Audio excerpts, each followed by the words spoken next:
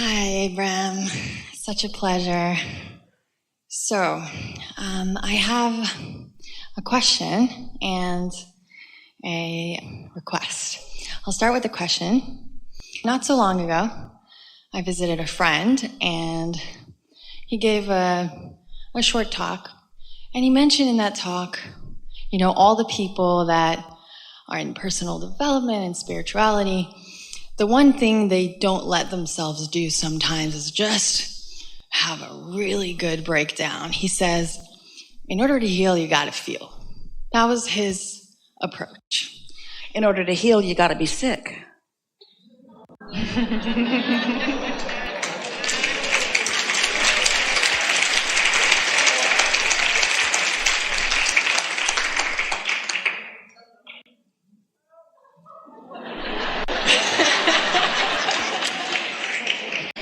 If you know what you don't want, which causes you to know what you do want, but you don't go toward it, then you know more what you don't want, which causes you to know more what you do want, but you don't go toward it. And so you can, by not tending to your vibration incrementally, you can get a big variance in your vibrational frequencies. And so that's when not only would someone recommend a breakdown, we don't, but you can't really avoid one. Because when you get your energies strung out like that, if someone called you on the telephone and said, hello, you don't know me, I'm just calling to tell you I will never call you again, there'd be no breakdown. Okay, take my number out of your phone. But if somebody you really care about announces that, you might have that strong feeling. And so what we're really talking about is tending to your vibrational frequencies, which leads us to something that we are going to wedge in here somewhere, and this is a really good place to it. A daily meditation of 15 or 20 minutes will keep you tuned. It will keep you tuned to the sensitivity of your guidance. And if you're tuned to the sensitivity of your guidance, then when you get a little off, you guide yourself back. So it doesn't have to get to that. But there's a momentum. Our favorite story about momentum, and law of attraction and momentum are the same subject, is Esther discovering the hills in San Francisco. She couldn't believe that cars were driving up or down those hills. And so our analogy is, imagine that you're at the top of one of those hills. You can see all the way down the road right into the water. And imagine getting your car ready, taking it out of gear, taking the parking brake off, and then standing behind it and just nudging it just a little bit, because you would personally like to experience the effect of gravity and momentum. Well, you know what's going to happen. But if you come to your senses, you don't have a breakdown, but instead you realize at earlier stages what potentially is going to happen if this keeps going this way, you step out in front of it and you just let it bump up against you. It just stops, and then you get back in and you just do something different than let your car plummet into the bay. But can you imagine being down there at the bottom of that hill trying to stop that car? Not a good idea. And so if someone says, well, everybody needs to just get down to the bottom of the hill and stop that car every now and again, it's good for you, we just don't agree. Amazing. And I could sense pretty much what you would say about that, but I really wanted to hear it from you and hear how you'd phrase it. So thank you. When you sense it, that means you're receiving it. And when you're receiving it, that means you don't have to hear it from us. It means you're hearing it from us, but you know so many things. Yeah. That's true. So my request. Yes. I've been listening to you every day for a really long time, and it would be an honor to hear her justifying. I've been listening for a long, long time. Yes. I would love a rampage that I could take with me and listen to every day. We already did that rampage together. We already did it. It right happened. Here. It happened. It happened. It already happened. There may be more, but it already happened. We're rampaging. Oh yeah. Yeah. Yeah. Yeah. Yeah. A rampage of your own creation is far more satisfying. What a rampage is momentum. And what so many people, they misunderstand. They think that, well, I've got some resistance. We're not saying that it's what you're doing here, but sometimes people have resistance, and then they want to apply thought and words and momentum to overcome the resistance that they have. It's hard on you. It's so much better to just comfortably get in sync with who you are and then just maintain that thought long enough that the momentum builds. And we've done that a couple of times already here today. We are certain that we will do it a few more times here today. But we just want you to understand that a forced rampage is counterproductive. It's like efforting. What would you like your rampage to be about? Feel the effort? That was release of the effort, I believe.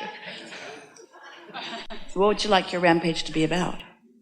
We can begin it in very general terms and get quite a bit of momentum going. I'm beginning to understand that I create my own reality. And I like the idea of this vibrational universe of which I am an important part. And I can feel the reason that I came was in order to focus. And I know that my focus has value, not just to me, but to all that is. And so as I focus, when I arrived here, I didn't have much conscious determination about what I was focusing upon. I more or less was just an observer, but that observation, even without my deliberate attention, was really helpful because it helped me to frame my beginning understanding of what I prefer. And now I'm understanding that what I prefer matters a lot.